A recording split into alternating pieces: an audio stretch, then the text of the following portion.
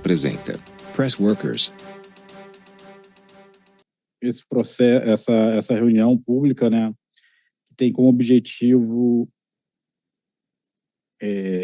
tratar, né, sobre os impactos socioambientais da atividade de pesquisa sísmica marítima 2D e 3D na bacia sedimentar de Pelotas, de interesse da empresa Searcher. Ela é objeto da LPS 154 de 2022. É uma atividade que já transcorreu, parte dela, no momento ela encontra-se paralisada por conta da janela ambiental estabelecida, e de alguns meses para cá surgiu no processo manifestações relativas a impactos, com alguns impactos, tanto no meio biótico, mas, sobretudo, de conflito, vamos dizer assim, com a atividade de pesca industrial. Isso surgiu nos nossos processos, com manifestações de diversas entidades, de representantes, né, setoriais, como organizações de sociedade civil. Também recebemos manifestações de ministérios diversos, tanto o Ministério da Pesca, quanto até o próprio MMA também recebeu essa demanda e isso chegou para a gente. Então, como será apresentado mais à frente, o licenciamento ambiental ele tem, dentre as suas características, a avaliação contínua dos impactos. Por mais que você tenha um momento, né, de tomada de decisão, de emissão de uma licença, ela é acompanhada de uma série de condicionantes e da possibilidade de você seguir constantemente avaliando a sua eficácia e a necessidade ou não de ajuste no processo, nas condicionantes, seja o que for.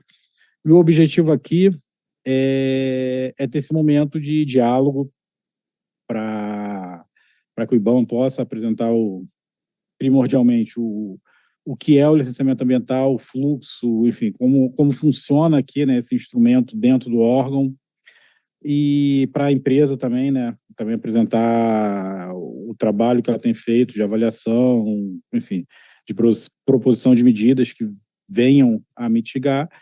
E aí eu acho que é a parte mais importante da gente também ouvir dos que estão aqui presentes, né, dos diversos representantes aqui, dos diversos setores envolvidos e que têm interesse nessa discussão, as suas contribuições, as suas críticas, para que a gente busque aprimorar não apenas esse processo especificamente, quanto os processos futuros, para que se torne também uma oportunidade de lições aprendidas e que o IBAMA consiga incorporar e antecipar situações como essas, para que elas não voltem a acontecer, ou que aconteçam de maneira, se acontecerem, enfim, que a gente já tenha medidas melhor estabelecidas ou capacidade enfim, de tentar dar as respostas de maneira mais adequada.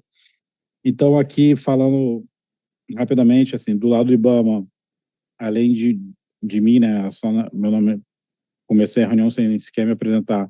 Meu nome é Itagiba, eu sou analista ambiental de carreira do IBAMA já há 19 anos, estou como coordenador geral de licenciamento ambiental de empreendimentos marinhos e costeiros. Aqui nós também estamos com a coordenação de exploração e o serviço responsável pela condução dos processos sísmicos.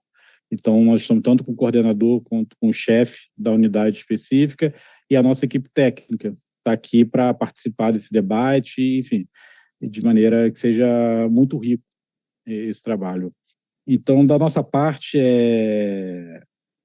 essa é a ideia, a gente ter, enfim, esse momento de troca, de discussão, e, enfim, eu acho que a gente pode iniciar propriamente dito. Eu chamo agora o analista ambiental Ivan Baceres, que é o coordenador de exploração do IBAMA, e hoje exerce a função também de secretário executivo da presente reunião pública. Ivan. Oi, boa tarde. Vocês me ouvem? Alguém pode confirmar? Tá. Vamos botar a apresentação aqui, que a gente preparou uma apresentação curta. Espero, né, a gente colocou 10 minutos, espero que a gente consiga se ater aí. Só para realmente apresentar ao público, né, o porquê dessa iniciativa de chamar essa reunião pública aqui tomada pelo IBAMA e contextualizar um pouco do processo de licenciamento ambiental para, na sequência, passar a palavra à empresa licenciada e começar, então, na sequência, os debates. Eu gostaria, na verdade, antes de começar, Moisés, checar como é que está a questão do chat, se a gente já tem o chat liberado, porque o nosso fluxo, tanto de recebimento de perguntas, quanto de solicitações de manifestações orais, vai ser feito pelo próprio chat do Zoom, não é isso? A gente já está liberado, a gente já pode começar a receber. As perguntas só vão ser lidas depois das apresentações, mas ao longo das apresentações, quem puder ir fazendo perguntas, se o chat já estiver liberado, pode fazer. Tá? Só que ele está liberado, né? O Moisés acabou de confirmar aqui. Então, já fica, em princípio, a gente vai deixar aí também 20 minutos após o término das apresentações, o chat também liberado para continuar recebendo perguntas depois das apresentações também. Tá bom? Vamos lá, o Itagiba já me...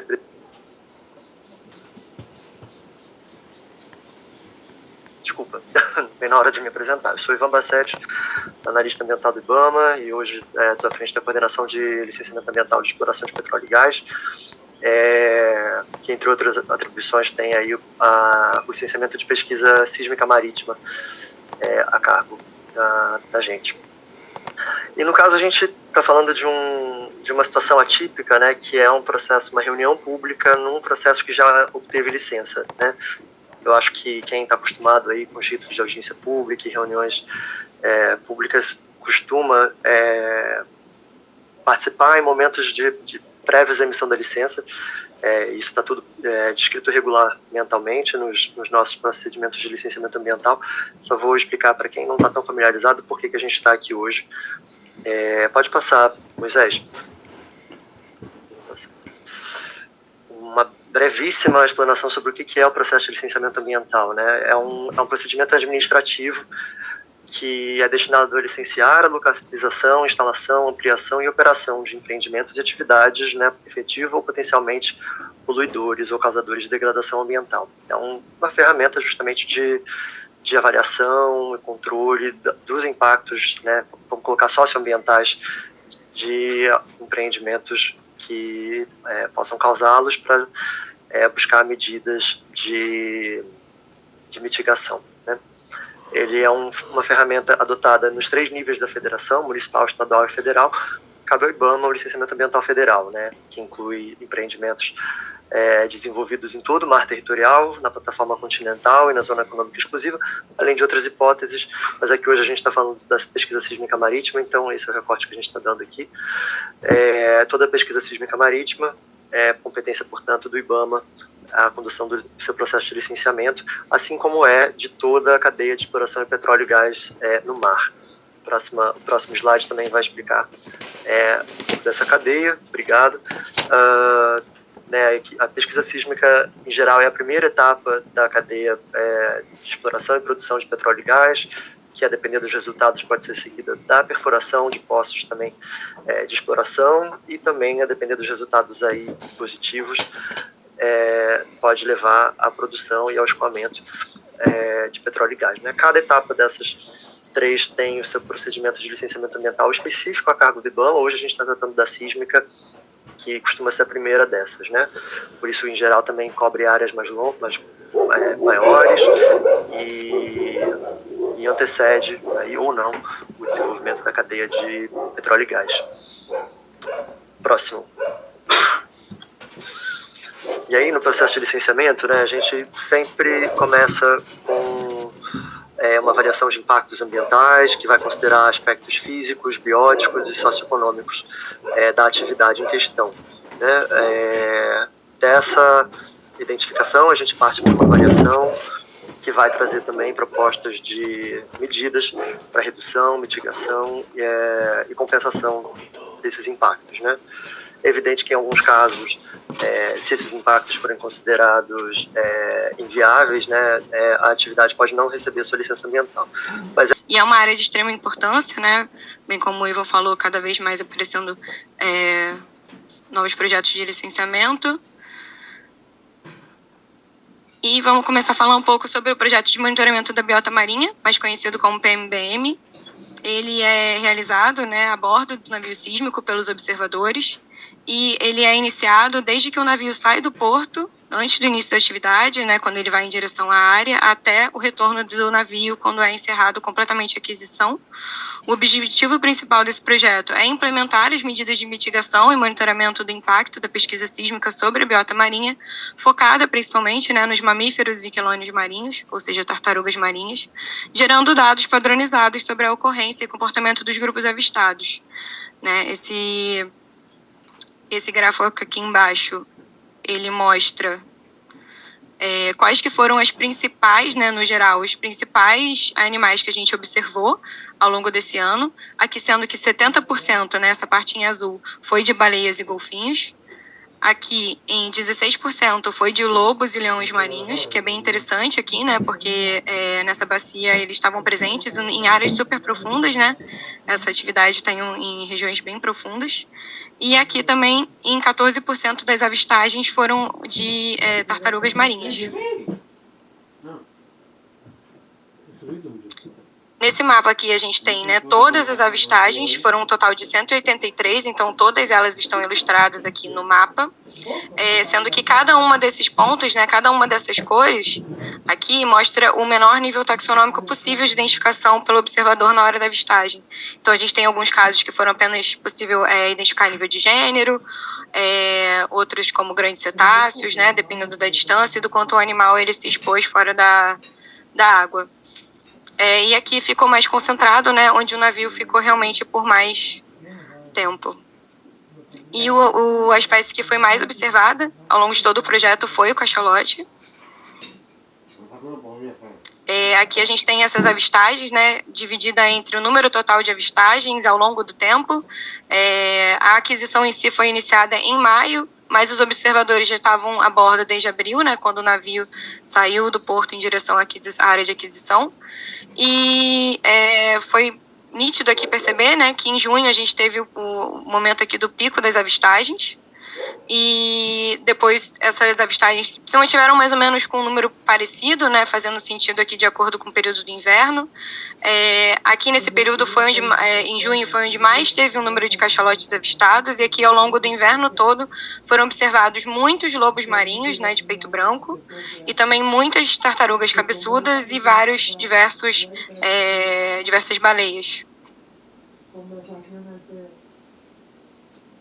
Falando do projeto de monitoramento acústico passivo, chamado de PMAP, né, ele tem um objetivo muito semelhante ao PMBM, só que aqui a gente, ao invés de utilizar a observação para monitorar esses animais, a gente utiliza o método de monitoramento acústico. E aqui nesse gráfico a gente tem um número total de detecções acústicas, né, ou seja, cada vez ali que o operador de mapa ele via no sistema Panguard, que a gente chama, né, que ele fica ali monitorando uma emissão, né, então, ou um indivíduo, um grupo até de indivíduos, mas a emissão, ele conseguia identificar que era uma emissão de um mamífero marinho, era contado como uma detecção. E aqui em maio é possível observar que teve um número menor, né, enquanto ao longo do resto do período, né, de junho, julho e agosto, o número de detecções foi praticamente o mesmo, né, não teve muita alteração. Isso, inclusive, pode ser atribuído porque em maio teve um menor esforço amostral, devido ao tempo, e nos outros meses foi mais parecido. E aí, entendendo, né, dessas detecções, quais eram os animais que eles eram detectados? Aqui a gente tem, né, o total, aqui embaixo um número, tá, de detecções, e aqui por grupo taxonômico, sempre sendo identificado no menor nível taxonômico possível, lembrando que a gente sempre tenta ser conservador, né, então aqui, né, o cachalote foi muito mais detectado que todos os outros indivíduos, com 157, enquanto aqui os delfinídeos foram detectados 50 vezes, os odontocetos 20, no caso do golfinho de riço foi apenas uma detecção, e a baleia piloto também apenas uma detecção. E esse é um mapa que mostra, né, o total de detecções e aonde estavam concentradas. Sendo que também, no caso das cachalotes, como a gente mostrou ali, né, onde teve o maior número, é esse em azul aqui. Tá distribuído. Inclusive, né, falando um pouco das cachalotes,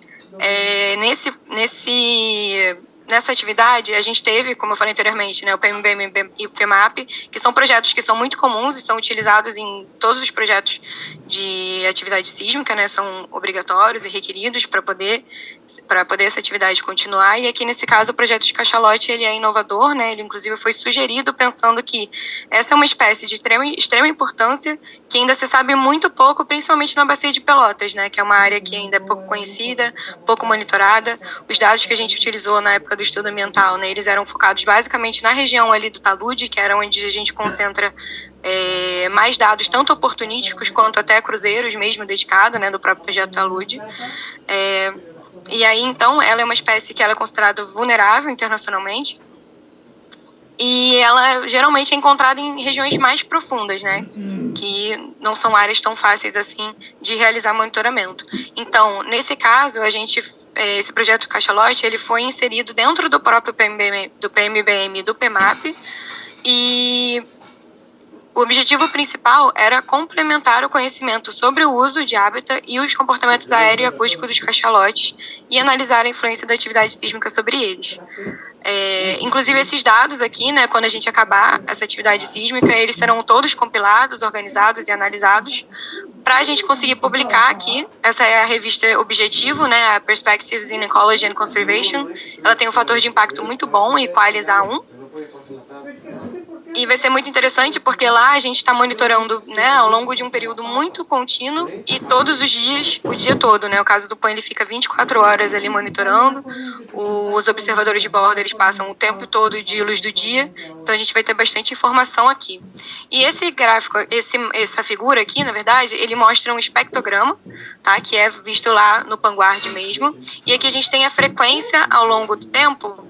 E aqui a gente consegue ver que esses aqui são os cliques emitidos pela cachalote, tá? E eles têm, os cachalotes, eles têm um padrão de acústica, né? Um padrão de repertório acústico já bem definido e bem conhecido. E aqui a gente pode ver nessa figura que são cliques com intervalos entre mais ou menos meio a 1 segundo. Então, são indivíduos que são até razoavelmente fáceis de você identificar, uma vez que você tenha treinamento, né? Tem experiência ali nessa área, você consegue identificar pelo repertório acústico. E aí mais uma importância, né, da gente conhecer mais o repertório de todas as espécies, porque assim a gente consegue estudar ela com mais de uma metodologia e não depender apenas de uma, como por exemplo fosse só da observação visual. Os resultados encontrados dentro desse projeto foram que, no total, né, a identificação das cachalotes foi bem linear ao longo do projeto. Então, aparentemente elas estariam ali nessa região, na região onde o navio passou, né, ao longo do período inteiro, então desde ali de abril, maio até agosto.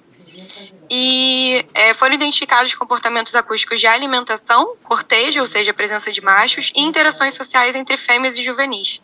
Esses comportamentos, eles foram identificados, né, através de repertório acústico já é conhecido pela literatura, e foi identificado lá. E é bem interessante a gente saber que, além delas estarem presentes, o que elas estão fazendo lá na área.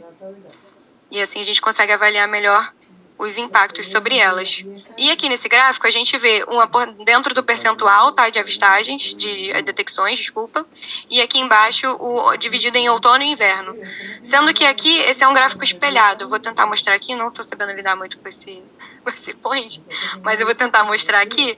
Ó, ele está bem espelhado. Então aqui, quando a gente tem o escuro, a gente tem madrugada no outono, madrugada no inverno, manhã no outono, manhã no inverno, enfim, vai indo, aí vai tarde e noite.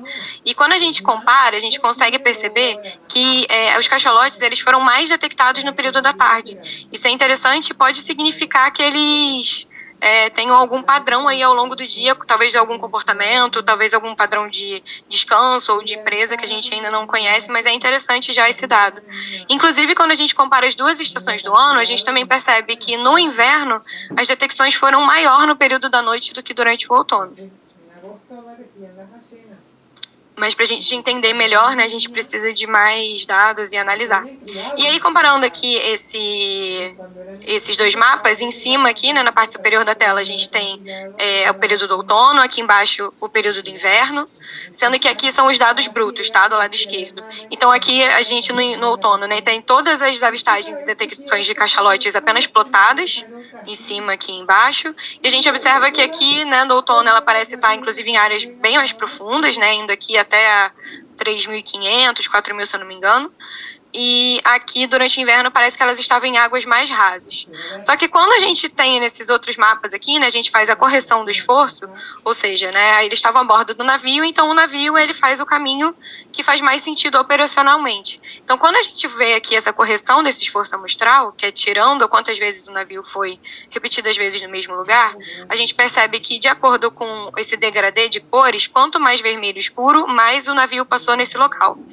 Então, aqui no outono, a gente vê que apesar dele estar indo mais aqui, o vermelho aqui nessa região mais baixo, a gente vê que as avistagens e detecções estão bem distribuídas, né?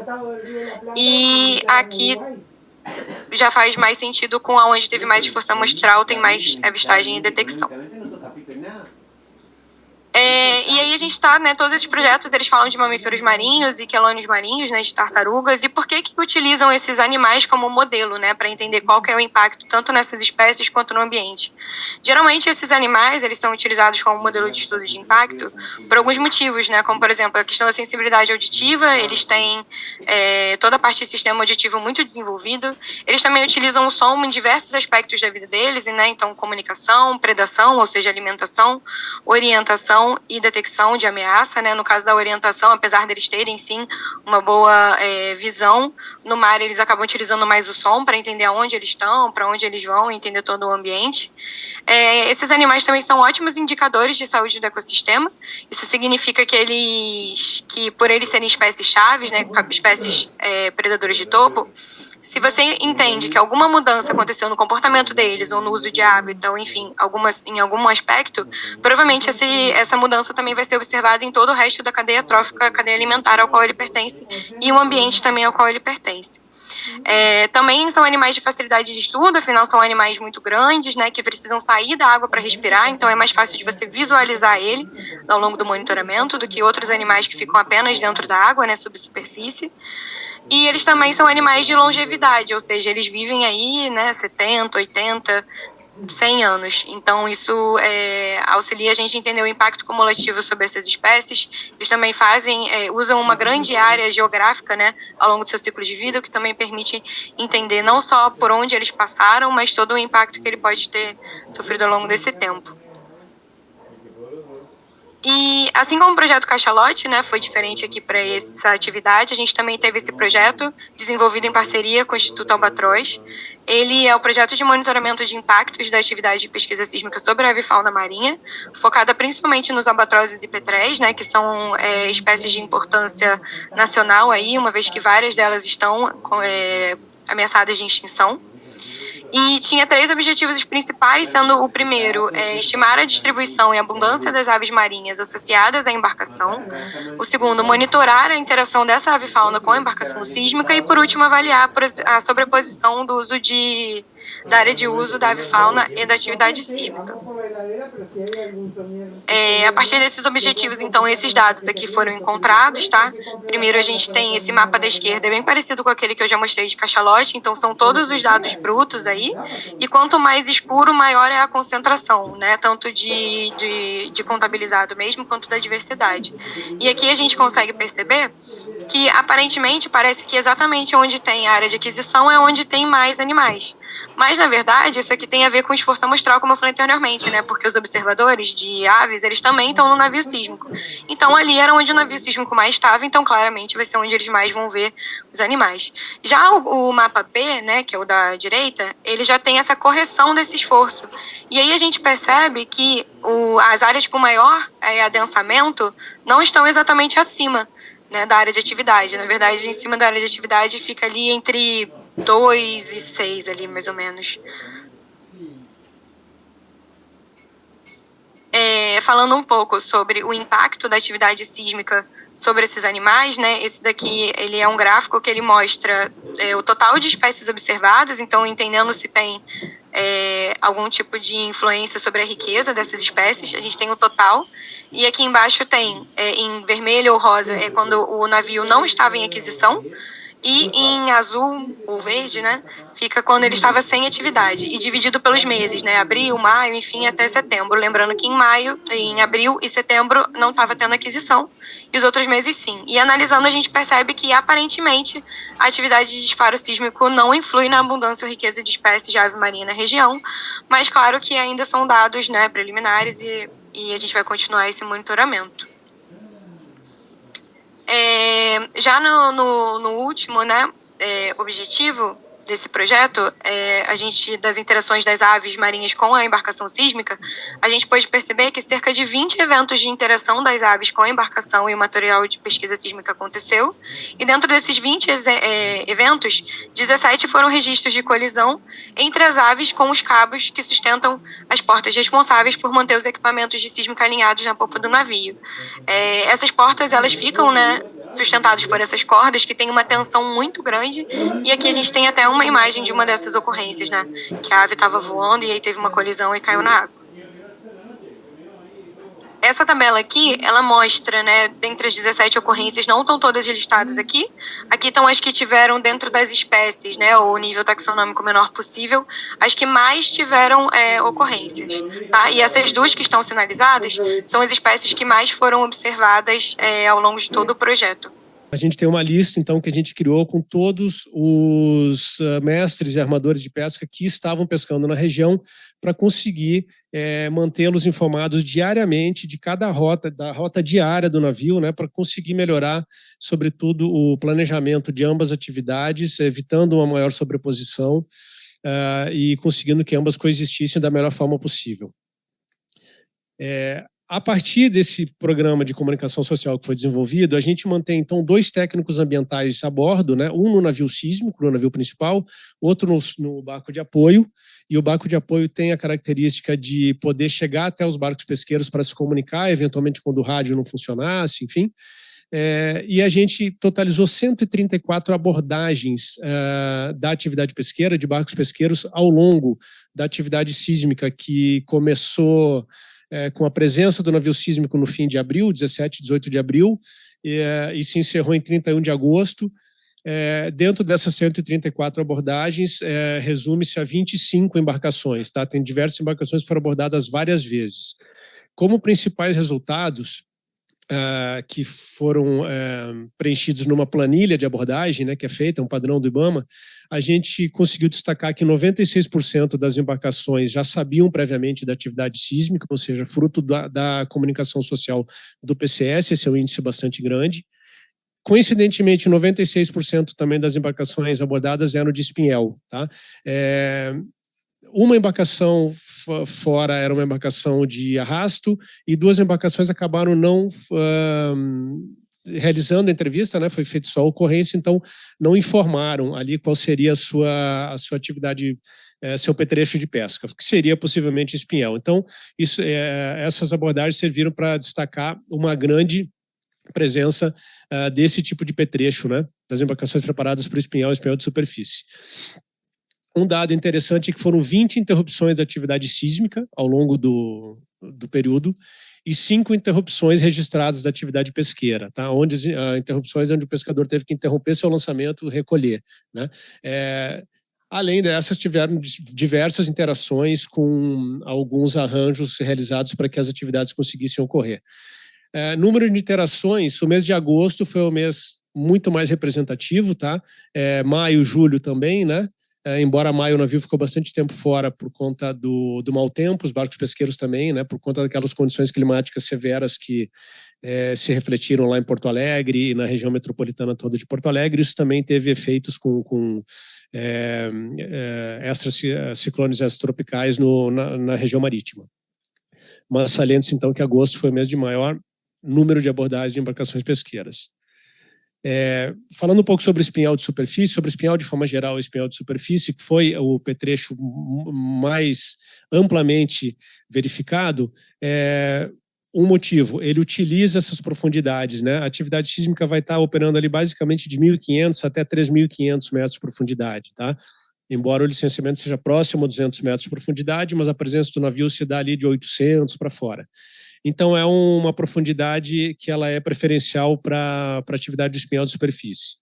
O espinhal de superfície ele tem um aspecto que ele deve observar uma medida de mitigação para captura acidental de aves marinhas, né? O que obriga que ele tenha um lançamento noturno, isso dado pela instrução normativa número 7 do Ministério do Meio Ambiente e Ministério de Pesca e Aquicultura. Então ele é lançado sempre aí no entardecer, depois do entardecer. O equipamento permanece na água de 18 a 20, 22 horas. Ele é lançado à tarde, ou melhor, no entardecer, né, depois do crepúsculo, e ele começa a ser recolhido de manhã cedo, e isso se estende até meio-dia, 1, 2 da tarde. Possui um comprimento de aproximadamente 30 milhas náuticas, os 50 quilômetros, podendo variar. A maioria das embarcações possuem o sistema IS, que permite o rastreamento, a gente vai falar disso um pouquinho à frente. Também possuem o sistema de internet a bordo, que facilitou bastante a comunicação com esses barcos. E uma característica peculiar é que as espécies-alvo, né, sobretudo o espadarte, a meca, ela flutua de acordo com a frente térmica, né, ela fica próxima à termoclina. As imagens que estão abaixo ali são imagens termais do oceano, e na imagem, segunda imagem, que está com a letra D, por exemplo, a gente vê uma cunha em azul ali vindo pelo sul, é uma imagem de temperatura superficial do mar de julho, e mostra a corrente das Malvinas subindo e a corrente do Brasil, que é uma corrente quente, vindo de norte para sul. O encontro entre essas duas massas d'água é bastante produtivo, né, o que agrega também uma produtividade primária muito grande. Isso pode se correlacionar com a abundância também de cachalote, de peixes na região, de aves, por conseguinte. E a pesca ela é feita prioritariamente caçando essa frente térmica aí. Né? Tem estudos que mapeiam a frente térmica também, que pode ser um fator que acessore a orientação da pesca para maiores capturas. Né?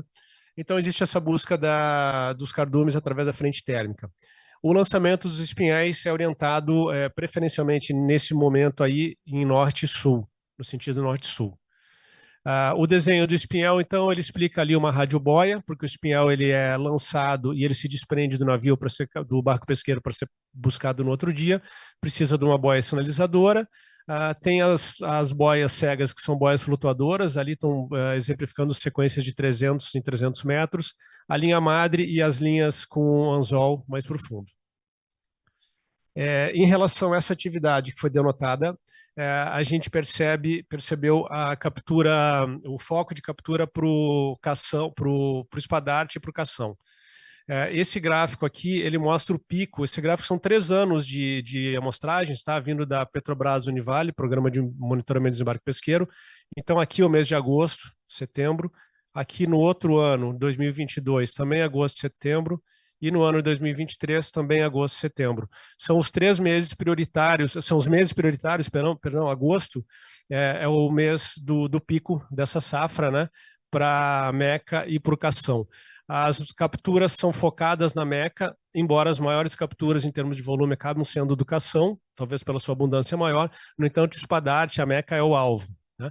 Existe também uma captura voltada para peixe de prego, com pico em janeiro, dessa mesma frota, para a frota espinheleira, mas ela fica um pouco mais restrita para águas aí, sobre a plataforma e na quebra da plataforma.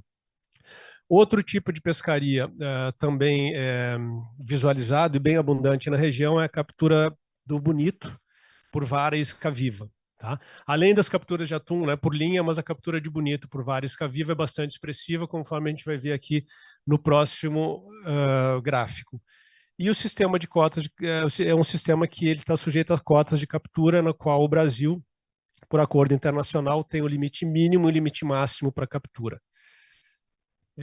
Esse próximo gráfico aqui exemplifica, então, as capturas de bonito listrado, e elas ficam muito mais sujeitas aqui, nesses pontinhos vermelhos, à região de plataforma, na quebra de plataforma. As capturas são mais expressivas em termos de quantidade. No gráfico à direita, a gente tem ali as linhas azuis, com picos geralmente em janeiro, fevereiro, e chegando a 3.500 toneladas, são capturas de bonito, tá? Por vara e isca viva. E essa linha menor abaixo, que é a linha vermelha, é a linha que vocês tinham visto no gráfico anterior, que é a linha para capturas de meca. Então, a captura do bonito é muito mais expressiva, no entanto, a gente está tratando aqui da meca, sobretudo meca educação. Por quê? Porque ela é feita, sobretudo, com espinhel, e o espinhel tem muito menos mobilidade, né, para a gente conseguir atrelar, assim como o navio sísmico também, que é um navio que reboca aí 10 cabos de 10 quilômetros, tem menos mobilidade. Nesse sentido, devido à localização da pesca do bonito listrado, ser mais costeirão, ser mais próximo à plataforma, né? Em regiões um pouco menos profundas, e os barcos terem mais mobilidade, e a gente também não tem encontrado essa frota durante a atividade sísmica, denota que o foco, a importância é sobre o espinhel de superfície. Tabelinha abaixo exemplifica ali a variação, né? Como as capturas de bonito listrado são muito mais representativos em termos de tonelada do que as capturas de meca e cação. Esse gráfico também ele vem do Programa de Monitoramento de Pesca da Petrobras, Petrobras Univale, e ele demonstra no painel da esquerda aqueles 2 quadrículos em vermelho são as maiores capturas no primeiro semestre. Elas estão fora, eles estão abaixo da área propriamente dita de aquisição sísmica, né? A gente tem a área de aquisição sísmica aqui, aqui, e as capturas estão aqui abaixo, né?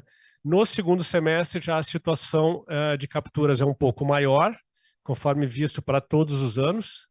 Até o ano de 2003 foi entrou um pouco na exceção disso, mas as capturas de maior produtividade estão colocadas nesses quadrículas vermelhas dentro da área de atividade. Esse dado aqui não é captura por unidade de esforço, é sim captura total, né? Esse dado de captura por unidade de esforço também estaria disponível para analisar, mas esses gráficos, eles corroboram esses mapas corroboram o gráfico anterior, denotando que as capturas são mais expressivas no segundo semestre.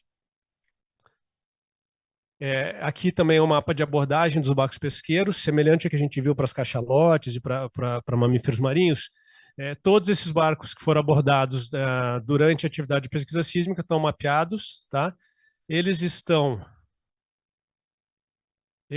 nominados aqui no gráfico, né? Todos os barcos com porto de registro, enfim, tudo bem identificado, e a totalidade deles está espalhada aqui dentro da área de atividade, com foco mais onde o navio sísmico fez as observações, que é bem dentro da área de atividade. Repetindo, foram 25 embarcações encontradas, a grande maioria delas com espinhel de superfície. Aqui a gente tem, eu vou passar rapidamente um exemplo, é um sistema próprio da Searcher, que é o SeisIntel. Ele consegue mapear todas as embarcações, seja embarcações pesqueiras, embarcações de cruzeiro, embarcações petrolíferas, enfim, e a gente tem aqui um esboço. Ali embaixo a gente tem a área o subbloco, né, no qual foi feita a atividade de pesquisa sísmica aqui, nessa primeira etapa, e pode passar para mim rapidinho, só para a gente ter uma ideia de como é que vai flutuando. O navio sísmico esse é o SW Dutchess, lá em cima, aqui, tá? E a gente consegue então mapear aí a movimentação em dinâmica de todas as embarcações. Isso serve para ter um controle e uma avaliação, né, de como a frota vem se deslocando ao longo do ano, ao longo dos anos, enfim, pode ser uma base histórica a partir daí. E em relação a medidas mitigadoras, que é um dos focos que a gente está aqui, e depois já até com uma experiência bastante grande, adquirida em 20 anos e trabalhando junto ao setor pesqueiro, a gente entende que sempre que chega uma nova atividade no local que estava predestinado ali, estava com foco exclusivamente na pesca, a gente tem que começar a entender quais são as variáveis e quais são as soluções apontadas, né? Então, durante toda a atividade sísmica de 2024, entre maio e agosto, a gente passou diariamente essa previsão, a navegação junto com o técnico ambiental passava diariamente a previsão para as próximas 24 ou 72 horas do navio sísmico, né?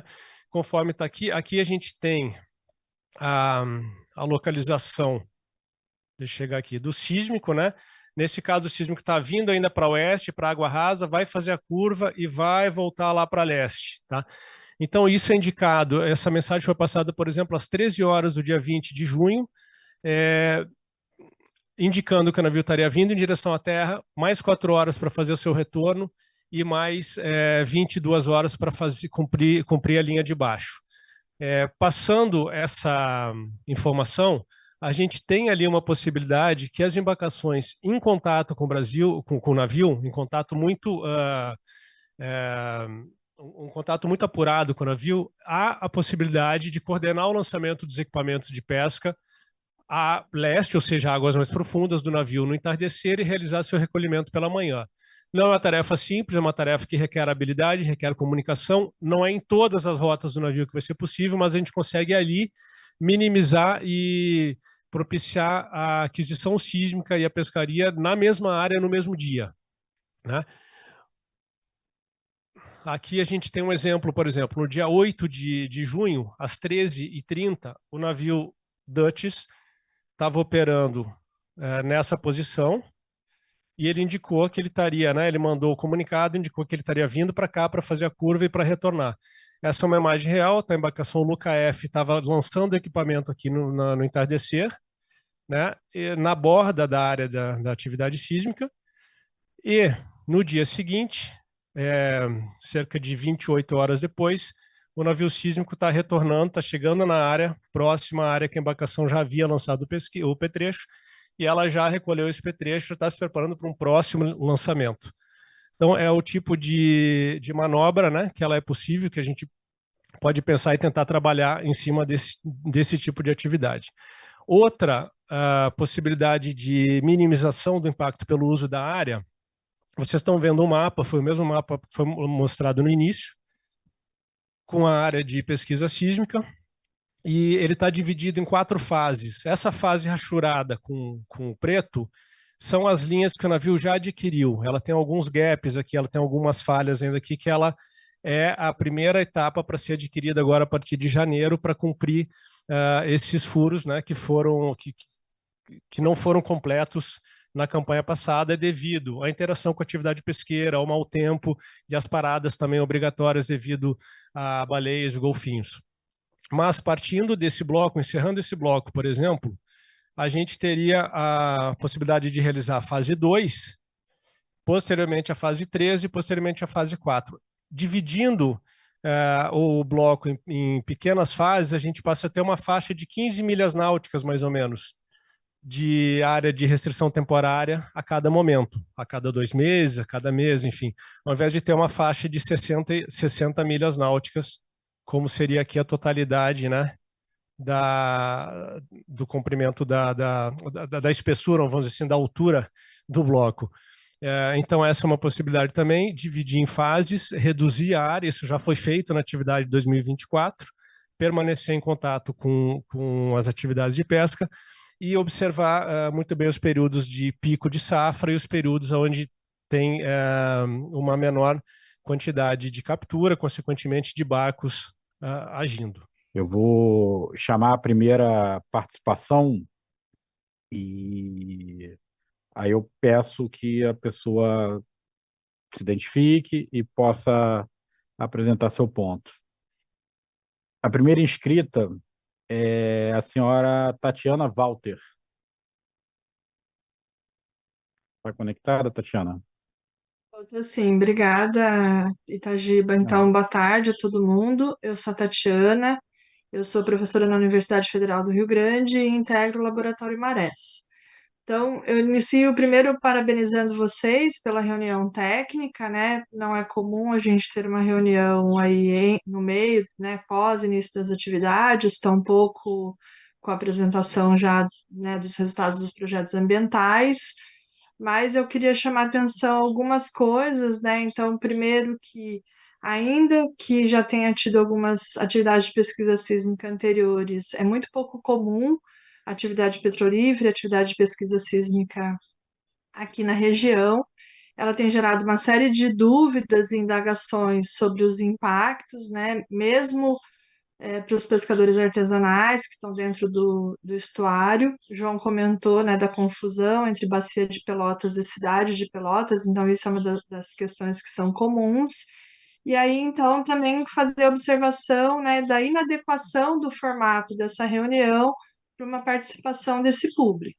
Então, assim, eu queria fazer a provocação, né, dentre aí os 80 e poucos participantes que estão nesse momento, quantos que são, né, analistas do IBAMA, quantos que são da indústria, quantos que são pesquisadores e quantos realmente, né, são pescadores, né? Então, assim, a gente acompanha as comunidades, acompanha os pescadores, né? Então, tem toda uma dificuldade de se inscrever, porque tem um formulário prévio, em alguns casos ele vem em inglês, né, pelo Zoom. A gente teve atraso na reunião por problema técnico, mas que para quem estava do lado, que esperando, apresentava como um problema de conexão, né? Então não dava para saber se a gente não estava conseguindo conectar ou se a reunião estava atrasada, né? Então, assim, então tem todo esse formato, né, que ele me parece muito inadequado. E aí também sugerir que haja, né, um reforço por parte do IBAMA em se fazer presente, principalmente em ter reuniões mais adequadas à realidade dessas comunidades, tanto aqui na Lagoa, como também ao longo do litoral. É isso.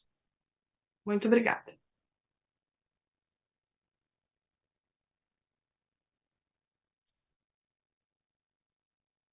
A empresa tem uma consideração a fazer sobre o posicionamento da professora Tatiana? Oi, Tajiba. Rapidamente, né? Eu conversei com a Tatiana um pouquinho mais cedo, antes do acesso, justamente com essa preocupação dela. A gente entende a gente entende vantagens e desvantagens do método remoto, online, ao mesmo tempo que ele pode agregar pessoas de diversos locais sem o deslocamento, mas ele tem uma dificuldade no ponto de vista tecnológico, né? Ainda mais para quem não convive assim com a tecnologia ali no dia a dia. A gente teve o PCS in situ, né, colocado, a gente deixa à disposição o PCS in situ também. Já comentei até para a Tatiana a disponibilidade da gente fazer uma reunião presencial com data marcada, com antecedência para chamar todos. Isso não desqualifica, não corrige, né? Assim, vamos dizer, não resolve o problema de hoje, mas acho que sim pode ser umas medidas que podem aí atenuar e pode levar a questão da sísmica para toda a região, que de fato tem alguma sede assim, de conhecimento, de entender melhor para conseguir encaixar ali alguns questionamentos, né? Era isso. Deixa eu aproveitar então também e fazer um comentário aqui pelo lado nosso do IBAMA. Obrigado, Tatiana, pela sua fala. E a gente recebeu também o seu e-mail, eu acho que em resposta, né, à divulgação pelo mailing do PCS da Searcher, né? E realmente, assim, eu tentei colocar isso um pouco na minha apresentação. A gente está num cenário, até para a gente é novo, né, fazer esse tipo de momento de consulta, né, de aproximação durante a atividade, e a gente não queria justamente perder também essa janela, que calhou de ser uma janela ambiental, mas é uma janela em que a gente está tendo total oportunidade de discutir, avaliar criticamente, pensar o futuro da atividade em discussão. E por isso, e pelo público pensado no momento, que era um público mais que a gente chama, né, de pesca industrial, a gente optou por esse formato, ciente, né, de que o que a gente também entende como mais adequado é sempre o presencial, ou hoje em dia o híbrido, né, algo que não seja tão afastado, porque a gente sabe que é, cada formato tem uma vantagem e uma desvantagem, né? E aí a gente, ao tentar fazer algo um pouco mais célere um pouco e oportuno nessa questão do tempo, a gente também não pode deixar de considerar outras iniciativas. Então, o que o João trouxe é importante, né? Pensar em ações presenciais no próprio PCS. A gente também pensa em consultas, né? Consultas públicas presenciais. É, em princípio não nesse processo, mas em outros processos na Bacia de Pelotas, né? Então, isso com certeza está no nosso radar e a gente vai considerar isso sim, tá? E eu não sei, a equipe também, sempre que quiser, pode se manifestar, tá? Mas acho que por enquanto do IBAMA é isso.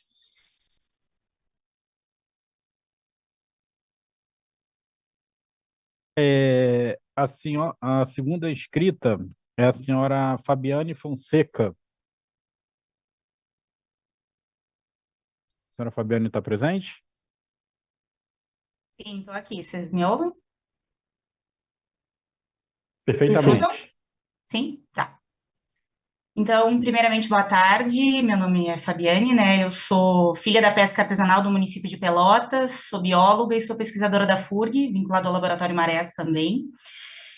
Eu fiz algumas anotações aqui para questionamento, né? Principalmente ao órgão que conduz essa reunião pública, né?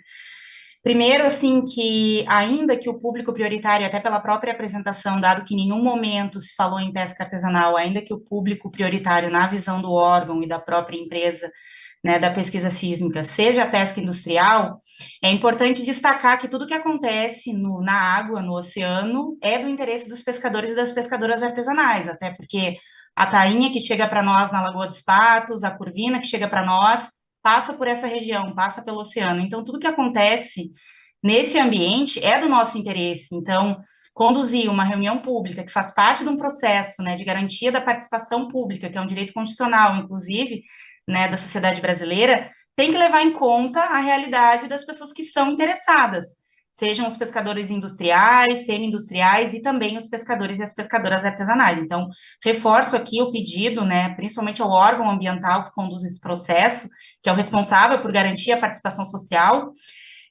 que nas próximas atividades seja presencial. Assim, eu estou com pelo menos 3 pescadores aqui no paralelo no WhatsApp que não conseguiram entrar. Né, isso assim, no paralelo agora, enquanto eu estou aqui falando com vocês, que não conseguiram entrar porque não tem espaço no celular para baixar o Zoom, mesmo a possibilidade de assistir sem baixar o aplicativo, para quem não está familiarizado com esses instrumentos, né, dificulta e muito. Uma outra questão que eu queria destacar é que nós tivemos menos do que uma semana de divulgação. E depois vai pra... Oi? Posso seguir? Não, desculpa, pode sim, perdão, o microfone abriu aqui.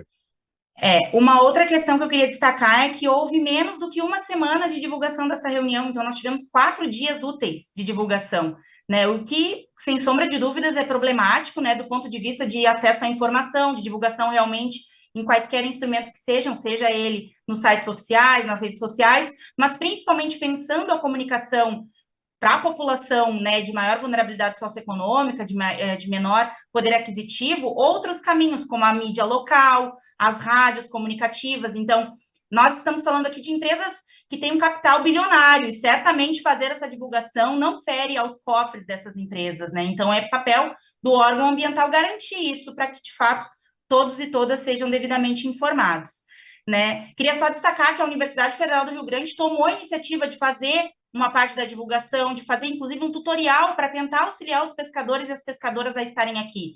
Mas isso não basta, porque o formato, ele não é adequado. Então, mesmo que a gente pense, né, em alternativas, porque nós acompanhamos as comunidades pesqueiras aqui da região da Lagoa dos Patos, mostra que esse formato, ele impede a participação dos pescadores e pescadoras artesanais. E reforço, tudo que acontece no oceano é do nosso interesse também. E nesse sentido, eu queria questionar o IBAMA como que se pretende lidar, né, não só com essa licença que está em discussão aqui, né, mas as outras 10 licenças sísmicas pensadas para o mesmo território, adicionadas de mais 23 pedidos de licenciamento de empresas de energia eólica offshore, ou seja, no mar. Então, é um conjunto de empreendimentos de alto impacto, né, que geram muitas vezes restrição diária, né, na maioria das vezes restrição diária para as atividades pesqueiras, tanto industriais, semi-industriais, quanto artesanais. Então, como é que o órgão ambiental está visualizando isso? Porque, ainda que o licenciamento ele seja individualizado, é necessário se pensar isso, né, a longo prazo. É um conjunto de empreendimentos muito impactantes para uma mesma localidade, e aí, agravado o processo de que não há uma comunicação social efetiva para dentro, né, para a terra, para as comunidades em si, para as pessoas terem acesso à informação de tudo isso que está chegando aqui na nossa região e que há pouco tempo atrás, 5, 10 anos, não se falava sobre isso abertamente, né? Então, a minha fala, ela vem nesse sentido. E só para fazer mais uma ponderação, assim, acho que já é histórico, né, que processos de reunião pública, audiência pública, tem que haver uma adequação da linguagem, né, porque senão a gente acaba falando para nós mesmos, assim. Então é importante que haja esse exercício, essa preocupação de, nas apresentações, se utilizar termos em que as pessoas compreendam o que está sendo dito. Senão fica técnico falando para técnico, gestor falando para gestor, e aí, né, acaba reduzindo o papel de uma reunião pública, de uma audiência pública, que é, de fato, conversar com o público geral da sociedade.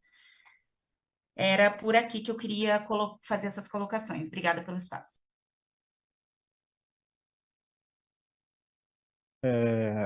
Enfim, pelo IBAMA, eu só vou começar falando sobre uma das partes finais que foi colocada, sobre as eólicas offshore.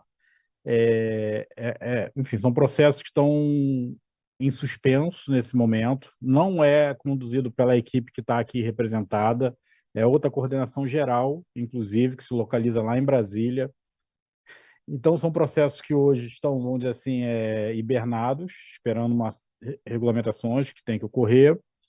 E assim, a gente não tem muita propriedade aqui para colocar por ser conduzido por outra equipe, inclusive. Mas o que eu posso colocar é que o IBAMA, como um todo, aí, a Diretoria de Licenciamento Ambiental, está atenta às questões e, inclusive, por isso, é das instituições que mais tem buscado se capacitar e se apropriado de questões críticas para conduzir esses processos. Mas eles, de fato, ainda estão num estágio que necessita de uma série de regulamentações.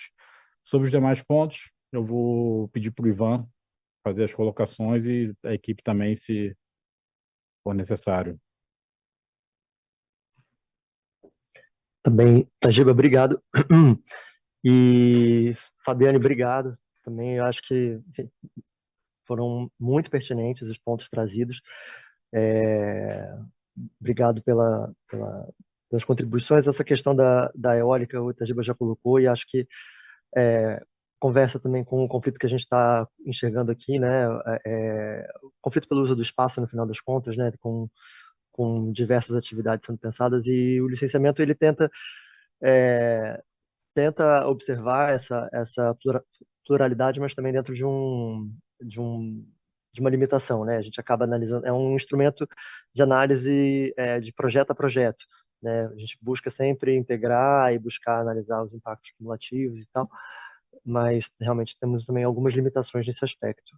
No caso da sísmica, até por ser a mesma tipologia e por ser a mesma equipe que analisa, a gente sempre que é, tem essa oportunidade de analisar pelo menos mais de uma atividade em conjunto, né? A gente tenta fazer isso. É isso que a gente está tentando fazer com as 10 atividades que você trouxe. São atividades ainda em etapa de pré-licença, e a gente pode dizer assim que isso que a gente está vivenciando agora com a Searcher, né, muito em função de um reporte de impactos durante a atividade, né, superveniente em relação ao processo, é algo que certamente, né, não tem a menor dúvida que serve de aprendizado aí para as próximas atividades, né? Então, quando a gente quando a gente começou a receber essas queixas, né, lá eu coloquei entre maio e junho, a gente já começou a pensar nas duas frentes, né? O que a gente ainda pode fazer dentro do processo que a gente está analisando agora, processo que já tem licença emitida, e o que a gente pode fazer para os próximos, né? Para esse, né, o que eu tentei trazer um pouco na apresentação foi essa essa essa oportunidade, né, de trazer um processo consultivo dentro do acompanhamento, né, dentro dessa janela de acompanhamento do processo antes de uma renovação, né, porque a empresa tem a intenção de retomar em janeiro a atividade, e a gente não gostaria de que esse início fosse feito sem esse momento, né? Não queríamos deixar para o ano que vem, e por essas questões a gente acabou optando por fazer agora, após esse período de análise crítica que a gente fez entre outubro e novembro, e, e nesse formato remoto, né, com as críticas que são legítimas, são justas, e com as quais eu também concordo. Acho que não é um formato para todo tipo de público. A gente espera que outras medidas possam complementar, e que esse aprendizado venha para as próximas atividades também. Para as próximas atividades, a gente está sim pensando em fazer momentos presenciais, né? E a gente também pediu um diagnóstico complementar e uma avaliação complementar dos impactos ambientais.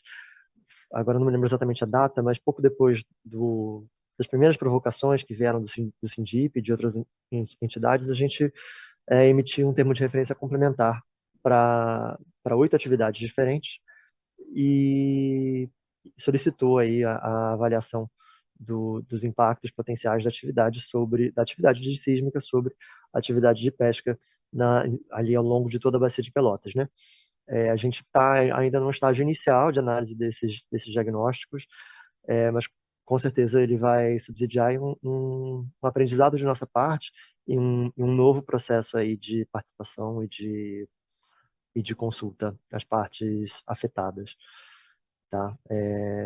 Enfim, obrigado pelas críticas e a gente vai incorporar isso nos nossos processos, sim, tá bom?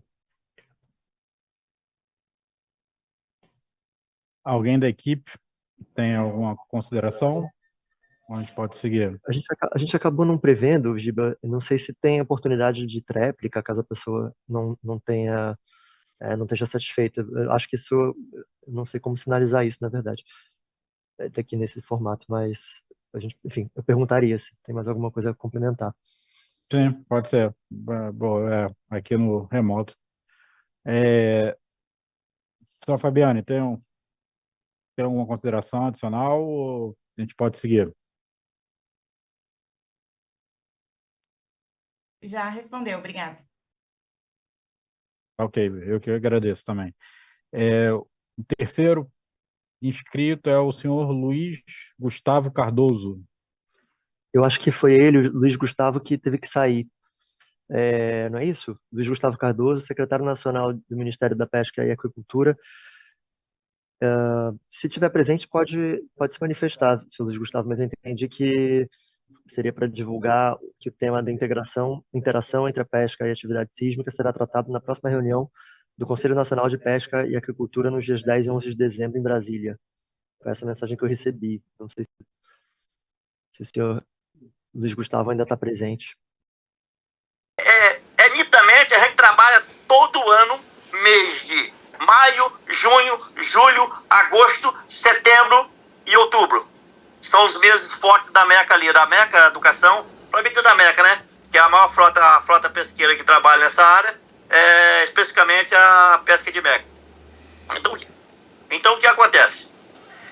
Foi feita essa pesquisa, os impactos foram enormes, a gente não conseguiu trabalhar. Quando o Zanella fala ali que trabalhou, que dá para o navio passar, eu mesmo eu fui interferido mais de 3 vezes pela Marinha do Brasil, ligando para mim no mar, pedindo para mim se retirar da área. E quando eu falava com ele, ele dizia que era mentira, que ele não estava acionando a capitania, mas estava. Ele estava acionando a capitania por uma embarcação que estava licenciada para trabalhar ali, para a gente sair da área deles. Eles passavam a posição e a gente tinha que sair. Como assim? Você abastece um barco de 180 mil, 200 mil, e chega na hora de você trabalhar, você não consegue. Você não consegue trabalhar. Aí quando está terminando que eles vêm embora, passados 3 dias, a pesquisa foi-se embora e eu voltei para a área para trabalhar. Cheguei lá, a pescaria estava na posição. Por quê?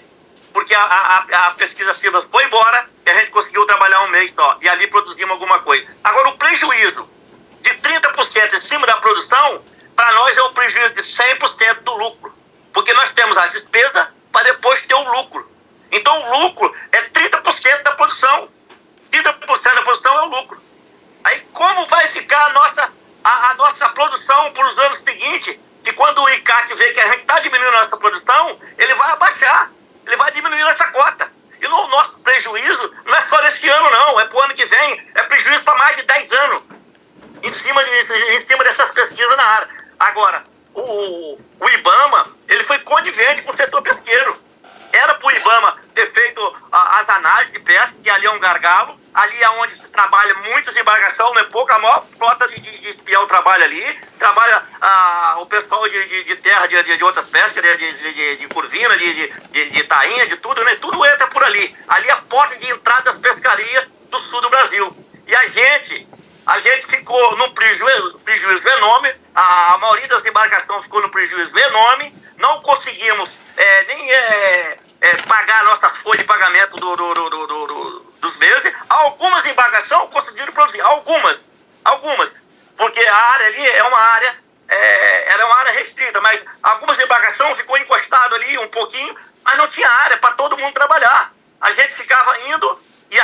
acionava a capitania. Ia de novo, acionava a capitania. Então nós tivemos vários conflitos. Tivemos até um dia que a gente estava largando material, o barco da pesquisa veio em cima do Ian Carlos, quase que bateu no Ian Carlos. Nós temos vídeo gravado. O barco da pesquisa vindo em cima, empurrando a gente para fora para sair da roda largada para o navio passar. Aí naquele dia o navio não passou, o navio fez a volta. E naquele dia nós produzimos 2, 3 toneladas de peixe cada um. No outro dia o navio passou. No outro dia não produzimos nada. Então foi assim a safra toda. A minha indignação é que o setor pesqueiro hoje, ele não... tudo que se faz é para prejudicar o setor pesqueiro, principalmente o IBAMA.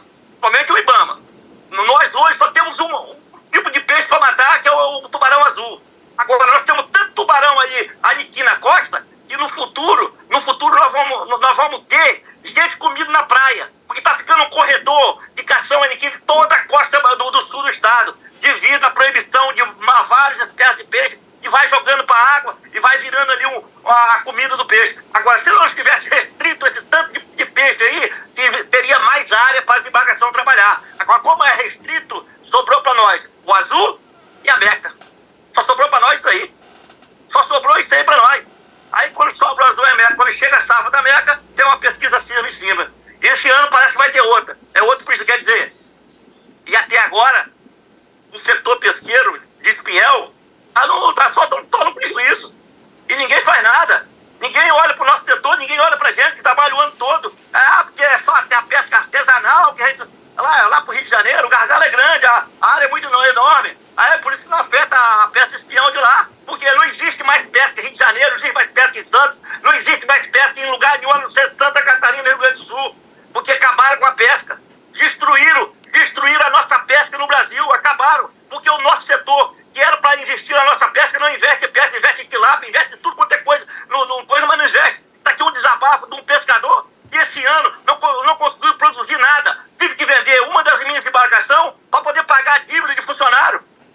Tudo causado pela pesquisa sísmica. Agora quem? A pergunta é assim, quem vai pagar os meus prejuízos esse ano? Obrigado por deixar eu desabafar.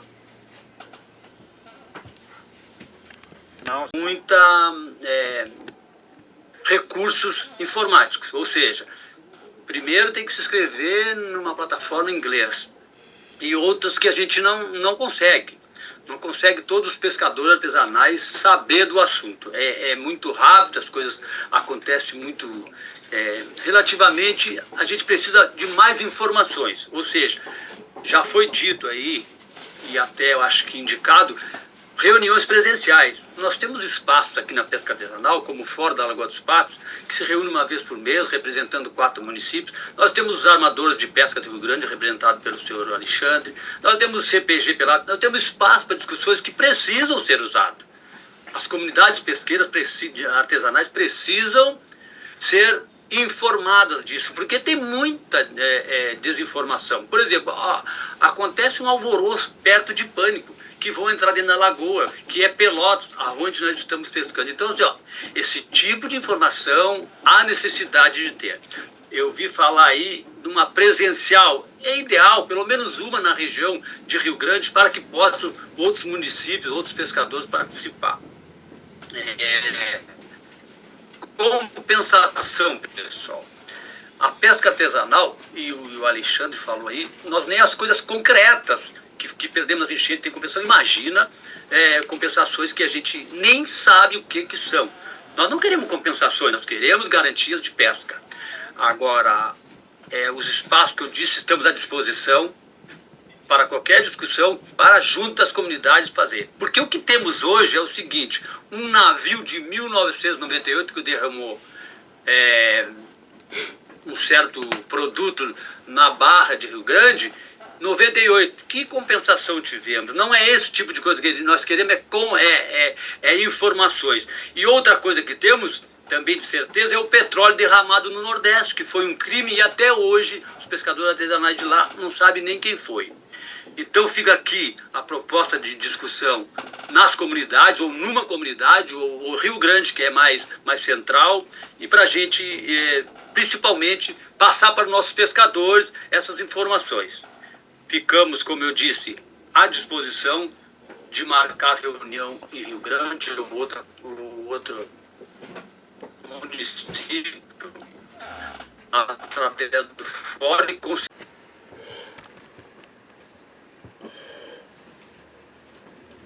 Sem dúvida, a questão do monitoramento dos pinguins por satélites, que eu acho que também é mais em função da bacia de Santos e não tanto aqui de Pelotas, né? Então é mais uma... Tem uma pergunta só que sobrou para mim, né? Que ficou sobre... eu acho que poderia ter entrado, mas eu acho que vai entrar nas próximas, o André ainda comentou isso, do IBAMA, o monitoramento satelital das tartarugas marinhas, né? A gente sabe que as tartarugas marinhas ocorrem muito nessa região, tanto que elas têm... são muito capturadas na frota de espinhel, né, pelágio. Várias ações já foram feitas, né, para redução, né, foi implementado o anzol circular, mas eu acho que é uma oportunidade, junto com a frota, da gente conhecer mais sobre esses animais aqui no sul do Brasil. Acho que sobre os albatrozes também ficou bem claro ali, acho que uma recomendação para o IBAMA nas próximas campanhas é pensar na obrigatoriedade ou estudar melhor a questão do Toryline, né, dos espanta-pássaros nos cabos. Acho que isso é fundamental. Aqui a região aqui sul do Brasil, a abundância dessas aves é muito grande. Então, como tem para o espinhel, acho que poderia ser replicado aí para a sísmica também, porque vai acontecer essas colisões com cabos, tá? Então é mais a questão da sugestão, né, para o IBAMA, que eu acho que vai ser contemplado, da transmissora de satélite nas tartarugas. E um comentário que eu fiquei feliz nessa reunião pública, eu acho que ela é excelente, né?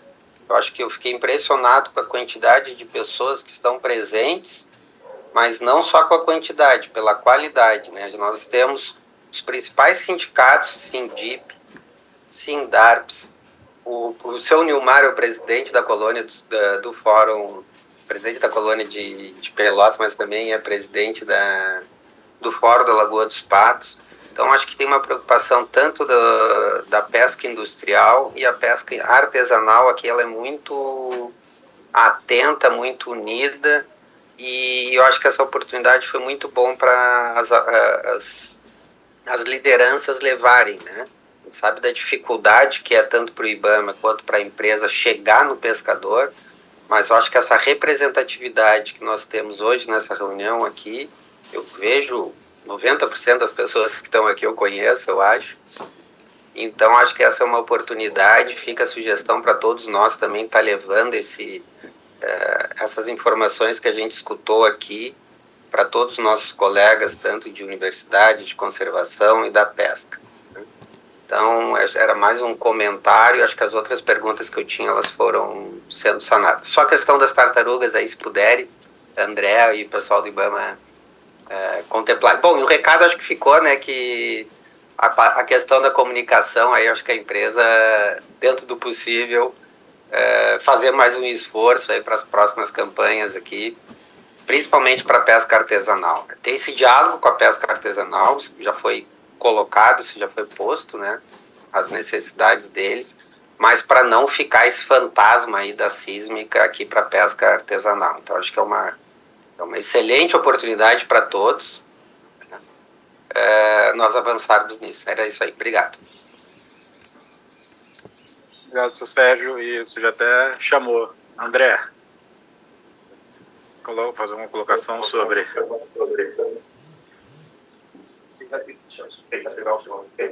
Estou ouvindo já, André. Está dando um eco aqui. Pronto. Boa tarde, Sérgio. Bom vê-lo novamente. Sérgio, rapidamente, só para... Você comentou da telemetria dos pinguins, né, que está rodando. Na verdade, é um projeto de telemetria de aves, né, que não são só os pinguins, mas também tem os albatrozes e petréis. E foi uma condicionante dessa atividade da Searcher mesmo, né? Porque justamente eles estão operando numa área que é um hotspot de ocorrência, né? Desse grupo de aves, né?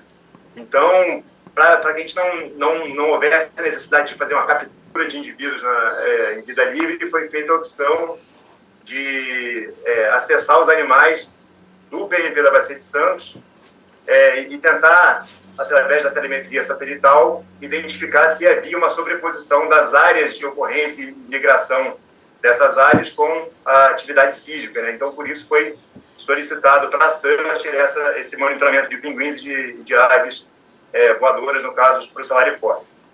E aí você comentou do projeto de tartarugas, né? Não sei se você está lembrado, deve estar.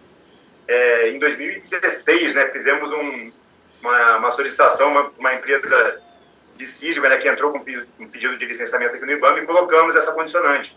Só que essa empresa não chegou a operar, ela desistiu do processo no meio do caminho, né? Então, naturalmente, o projeto de telemetria de tartaruga não foi para frente. Só que agora, né, no bojo desse conjunto de atividades sísmicas, né, que estão previstos aí para a Bacia de Pelotas a partir do ano que vem, a gente resgatou esse projeto das tartarugas pescadas, né, para fazer a telemetria delas e colocou para que as empresas que voltem a operar agora realizem. Então, esse projeto foi ressuscitado, né, ele estava sobrestado e agora ele foi ressuscitado. E uma das empresas aí que vai operar na Bacia de Pelotas, ela vai, em algum momento, buscar vocês aí, né, se é que já não buscou, para desenhar, né, para compor um projeto conforme foi concebido lá em 2016, né, naquela época com a participação bastante ativa do NEMA. Então, a gente agradece muito essa colaboração, essa parceria que vocês também trouxeram aí para o processo de licenciamento. Então, é isso, né? A gente vai equilibrando também. Cada atividade, ela passa por uma avaliação de impactos específica, né? E a gente vai equilibrando, né, para não jogar todos os projetos em cima de uma empresa. A gente vai dividindo, né, o conjunto de projetos entre as diferentes empresas que têm atividades, né, previstas para desenvolver. Então, essa fala vai muito ao encontro da anterior, né, do PMP, que também não foi pedido para a SANT, mas vai voltar agora com outras atividades, as telemetrias de tartaruga, e eventualmente tem outros projetos também que, se eu não me engano, seriam 8 projetos, que a gente chama de projetos especiais, né, que foram desenhados e concebidos para a Bacia de Pelotas, que vão ser aí distribuídos e compartilhados entre as diferentes empresas a partir do ano que vem. Mas está no radar aí, vamos ver se ano que vem, naturalmente, né, ocorrendo a atividade sísmica, ele volta aí para essa região, tá bom? Apresentou Press Workers.